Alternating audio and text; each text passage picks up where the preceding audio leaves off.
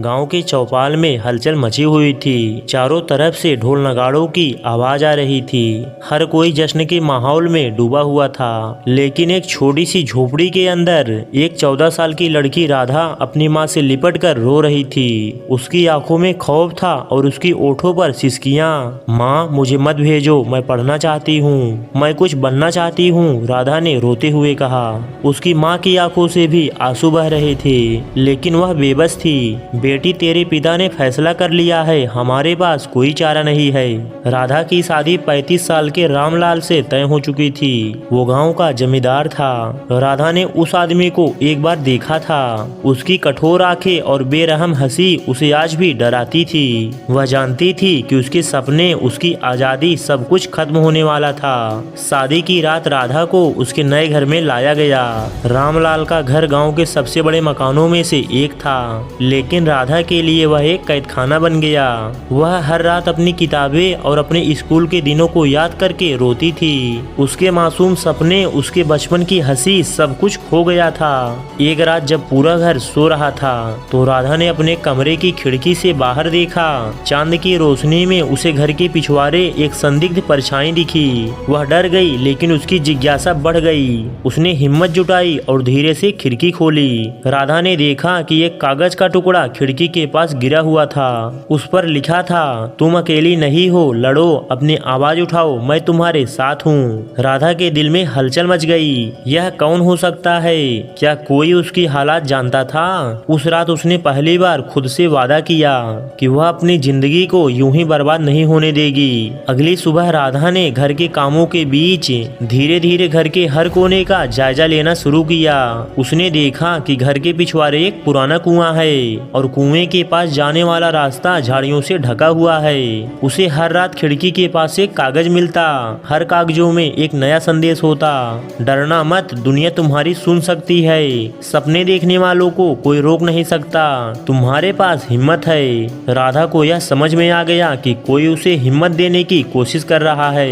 एक रात जब सभी सो रहे थे, राधा ने खिड़की से झांककर बाहर देखा तो एक परछाई दिखी। उसने धीरे से आवाज दी, कौन हो तुम? आवाज आई, मैं रमेश हूँ, तुम्हारे गांव का ही हूँ। मैंने तुम्हें स्कूल में देखा था। मैं जानता हूँ कि तुम्हारी जिंदगी कितनी कठिन हो गई है। मैं तुम्हारी मदद करना चाहता हूँ। राधा की आंखों में उम्मीद की एक चमक थी। उसने पहली बार महसूस किया कि वह अकेली नहीं है। राधा और रमेश ने मिलकर एक योजना बनाई। रमेश ने बताया कि पास में ही एक महिला संगठन है जो बाल विवाह और महिलाओं के अधिकारों के लिए काम करता है, लेकिन वहां तक पहुंचने के लिए तुम्हें यहाँ से भागना होगा, रमेश ने कहा। राधा ने हिम्मत जुटाई और शादी के दूसरे महीने एक रात अपने सारे डर को ताक पर रखकर घर से निकल पड़ी। उसने रमेश के साथ मिलकर पुराने कुएं के रास्ते से गांव के बाहर जाने का रास्ता खोजा। राधा को महिला संगठन ने पनाह दी और उसके मामलों को सरकार के सामने रखा। यह पहली बार था जब राधा ने अपनी आवाज को इतना बुलंद करते हुए सुना। उसने बाल विवाह के खिलाफ एक बड़ा आंदोलन शुरू किया। उसके साहस और हिम्मत ने गांव के कई लड़कियों को प्रेरित किया। कुछ महीनों बाद राधा ने अपने गांव लौटने का फैसला किया। वही चौपाल जहां कभी उसकी शादी तय हुई थी, अब वो उसका मंच बनने वाला था। उसने गांव वालों को इकट्ठा किया और चौपाल के बीच में खड़े होकर बोलना शुरू किया, आप सब ने मेरे जिंदगी के फैसले लिए, मेरे सपने छीन लिए, लेकिन अब मैं अपनी कहानी खुद लिखूंगी। और मैं यहाँ सिर्फ अपने लिए नहीं बल्कि उन तमाम लड़कियों के लिए खड़ी हूँ जिसकी आवाज दबा दी गई। गांव के लोग उसकी बात सुनकर हैरान थे। राधा ने आगे कहा, बाल विवाह केवल एक परंपरा नहीं है, यह एक अपराध है। एक लड़की का बचपन, उसके सपने और उसकी आजादी छीनकर आप उसे जीवन भर के दर्द में धकेल देते हैं। लेकिन अब यह बंद होगा। वहीं खड़ी एक बुजुर्ग महिला रोते हुए बोली, राधा, हमें माफ कर दे, हमने तेरे साथ जो किया वो गलत था। अब हम तुझे रोकने के बजाय तेरा साथ देंगे। राधा की आंखों में आंसू आ गए, लेकिन यह आंसू कमजोरी के नहीं, उसकी हिम्मत और जीत के थे। उसने गांव वालों से वादा लिया कि अब इस गांव में कोई बाल विवाह नहीं होगा। हर बेटियों को पढ़ाई का हक मिलेगा। हर लड़की अपने सपने जी सकेगी। धीरे धीरे राधा की आवाज पूरे गांव में गूंजने लगी। वह बाल विवाह के खिलाफ एक आंदोलन बन गई। उसके प्रयासों से कई गांवों ने इस प्रथा को खत्म करने का संकल्प लिया।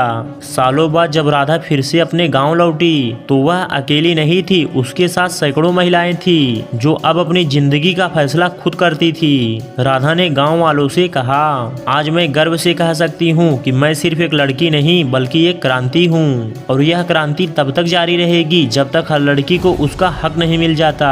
गांव के लोग तालियां बजाकर उसकी हिम्मत को सलाम कर रहे थे। राधा ने यह साबित कर दिया कि एक छोटी सी लड़की की आवाज भी पूरे समाज को बदल सकती है। उसकी यह कहानी हमें सिखाती है कि बदलाव मुश्किल हो सकता है लेकिन नामुमकिन नहीं, बस हमें हिम्मत और विश्वास की जरूरत होती है। ये कहानी आपको कैसी लगी एक कमेंट करके जरूर बताएं। मैं मिलूंगा आपसे एक नई कहानी में, तब तक आप अपना ख्याल रखिए और अच्छे से रहिए। और अगर इस चैनल पर आप नए हैं तो प्लीज इसे सब्सक्राइब करके बेल आइकन को भी दबा लें।